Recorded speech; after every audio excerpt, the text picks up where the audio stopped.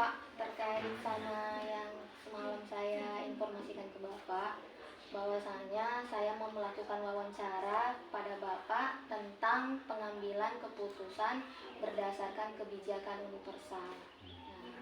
Nah, di sini saya memohon izin minta waktu Bapak sebentar.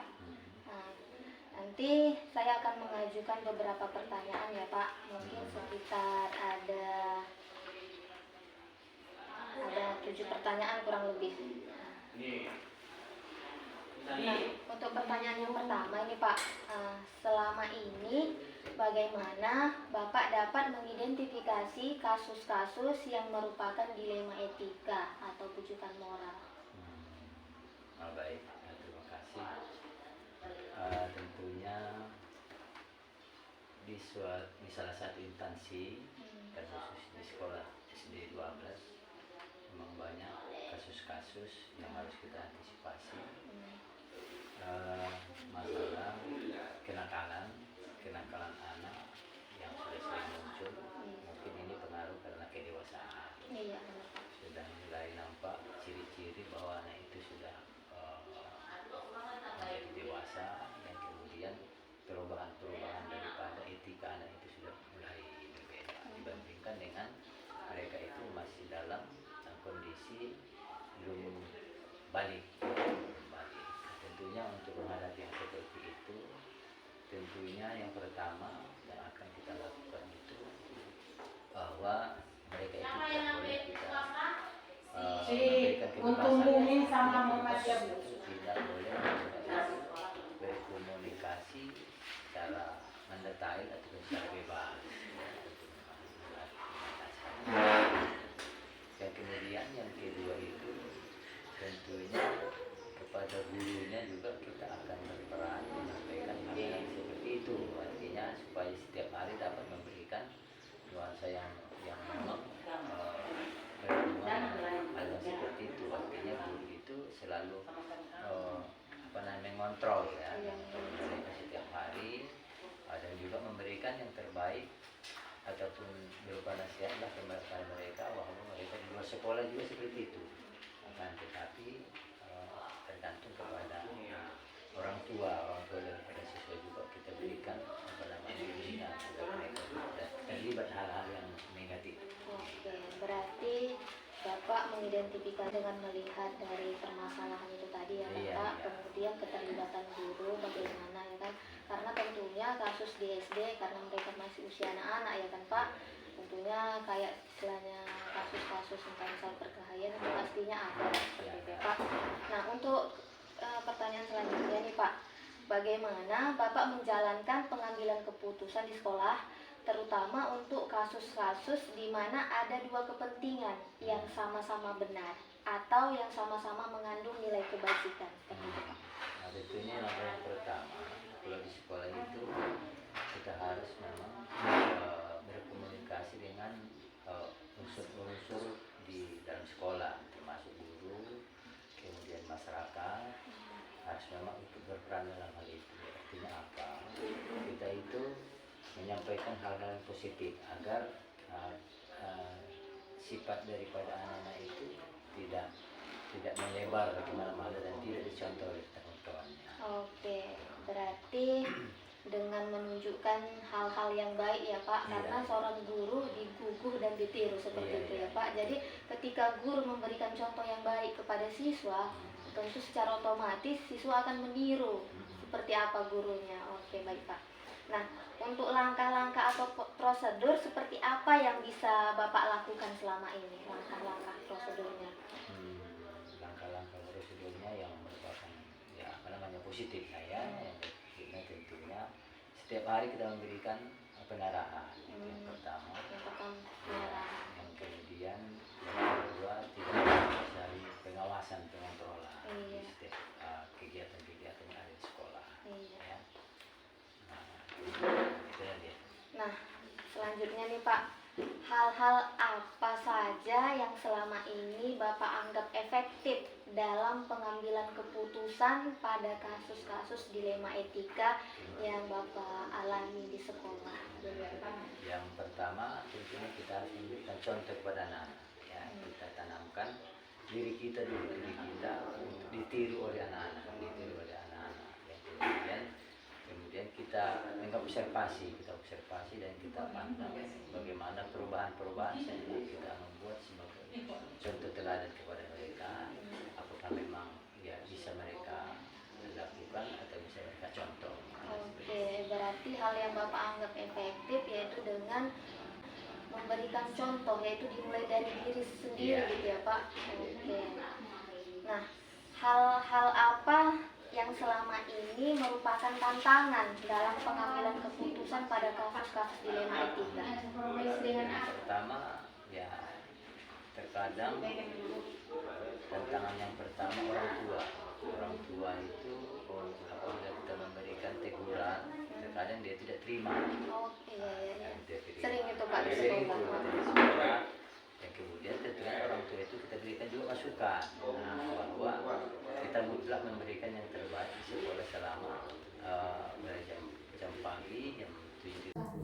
Jadi Pak, hal-hal apa saja yang selama ini merupakan tantangan dalam pengambilan keputusan pada kasus-kasus dilema etika yang Bapak hadapi? Hal yang paling fatal sekali seperti ini. Kalau kita memberikan nasihat, kita memberikan pandangan berupa teguran atau mungkin suruhan, terkadang orang tua tidak terima. Berarti orang tua itu bahwa anaknya itu tidak boleh dilakukan seperti itu. Jadi tentunya yang seperti itu juga ya orang tua itu harus kita berikan masukan, kita berikan masukan supaya mereka itu menyadari bahwa kemudian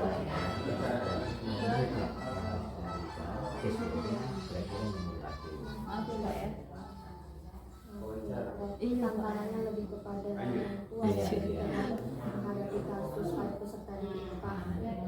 Jadi Pak, apakah Bapak memiliki sebuah jadwal tertentu dalam sebuah penyelesaian kasus dilema etika? Apakah Bapak langsung menyelesaikannya di tempat atau memiliki sebuah jadwal untuk menyelesaikannya? Bentuk atau prosedur seperti apa nih yang Bapak jalankan? Itu tergantung kasusnya. Kalau memang kasusnya itu pasal, otomatisnya kita memberikan jadwal tertentu. Memang kita harus kerjasama dengan kelas yang ada di sekolah itu. Kalau memang yang kasusnya ya ringan, bisa saja kita selesaikan di tempat. Oke, berarti melihat kasusnya ya Pak. Kalau seandainya kasus tersebut tidak terlalu fatal, mungkin bisa jadi diselesaikan saat itu juga, gitu Pak. Kemudian kalau kasus tadi fatal, mungkin diperlukan keterlibatan dari wali kelas tersendiri ya Pak. Oke. Nah, selanjutnya nih Pak, adakah seseorang atau faktor-faktor yang selama ini mempermudahkan atau membantu Bapak dalam pengambilan keputusan dalam kasus-kasus dilema etika? Memang itu ada dalam permasalahan itu kita komunikasi dengan guru kelas. Berarti kolaborasi ya Pak ya. Oke. Berarti adanya kolaborasi dengan guru-guru Pak di sekolah ya kan Pak. Oke. Nah terakhir nih Pak, dari semua hal yang telah Bapak sampaikan tadi, pembelajaran apa yang dapat Bapak petik dari pengalaman Bapak dalam mengambil keputusan dilema etika? Pengalaman yang kita laksanakan selama ini ya tentunya yang pertama itu melihat situasi di sekolah itu yang pertama kemudian kebersamaan antara semua teman sejawat di sekolah itu untuk mengambil keputusan kebersamaan dan untuk mengantisipasi hal-hal yang negatif untuk kedepannya supaya kita itu standby untuk mengantisipasi supaya tidak ada yang memang merugikan sekolah ataupun yang dapat merugikan pihak guru maupun siswa seperti itu. Oke, berarti pengalaman yang dapat Bapak petik yaitu bagaimana kolaborasi dengan seorang guru ketika menghadapi sebuah masalah sehingga permasalahan tersebut dapat terselesaikan dengan adanya kolaborasi Iya. seperti itu ya Pak ya. Oke, terima kasih Pak untuk waktunya dan terima kasih juga atas ketersediaan Bapak yang saya wawancarai. Jadi sekali lagi terima kasih banyak ya Pak. Saya Dan berterima sukses kasih. ya. Amin. Assalamualaikum warahmatullahi wabarakatuh. Saya Bahri Ritonga, SPD, Kepala Sekolah SDN 12 Rantau Selatan, Kecamatan Rantau Selatan, Kabupaten Labuan Batu, Provinsi Sumatera Utara. Sekian dan terima kasih. Assalamualaikum warahmatullahi wabarakatuh.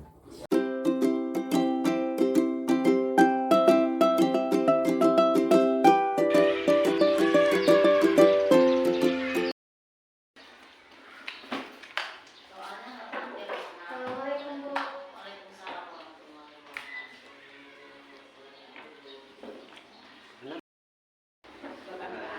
Ibu, terkait yang semalam saya menghubungi Ibu, yaitu kami ada tugas dari kegiatan guru penggerak, yaitu pada modul 3, yaitu tentang mewawancarai seorang pemimpin. Jadi saya putuskan untuk mewawancarai Ibu. Jadi saya mohon waktu Ibu sebentar, bisa Bu? Bisa, insya Allah.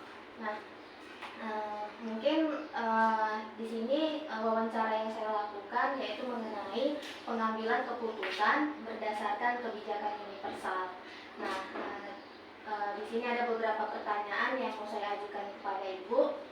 Pertanyaan yang pertama, selama ini Bu, bagaimana Ibu mengidentifikasi kasus-kasus yang merupakan dilema etika? Baik, selama ini pastilah sebagai pemimpin banyak sekali masalah-masalah ya yang menjadi dilema etika. Untuk mengidentifikasinya, tentu saja pertama saya melihat apa sebenarnya akar permasalahannya, itu yang pertama. Kemudian tentunya saya akan mencari solusi terbaik dari permasalahan tersebut.